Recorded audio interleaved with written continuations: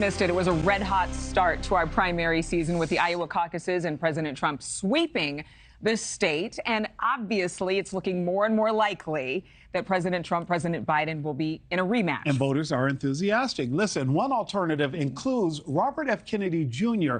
also running as an independent. Stephanie Haynes joins us live for an update on his campaign. Stephanie, what is it that a scion of the Kennedy family is appealing to conservatives? Hey, good morning. We spoke to some strategists who say there might be a portion of voters out there who might be disillusioned or fatigued, especially if that race shakes out to be that rematch between President Biden and former President Donald Trump. And some of the messaging that is coming from the Kennedy campaign might be resonating with conservative voters. In fact, there's a recent Monmouth University poll that found 1 in 5 voters would vote for RFK Jr. if that race does shake out between President Biden and former President Trump. RFK Jr., of course, used to run as a Democrat. Now he's on that third-party ticket. He's part of a family that is a political dynasty, and some of his messages are resonating. Well, I think there's two things. One is for conservatives, the whole issues around COVID are still very real.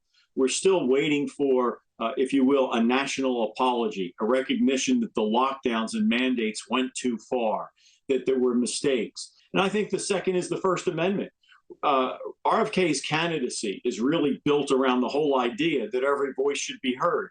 And again, there he'll find allies among conservatives, because conservatives are concerned that big media, the traditional media, the big tech, doesn't let their voice get heard.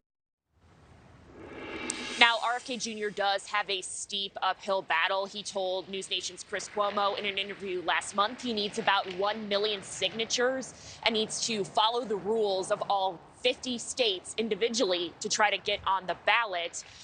And we reached out to his campaign, who says that they have this robust team of volunteers to try to get all those signatures, and they are confident that they will be on the ballot come this fall. Adrienne. All right, Stephanie, thank you very much. His name recognition, certainly something.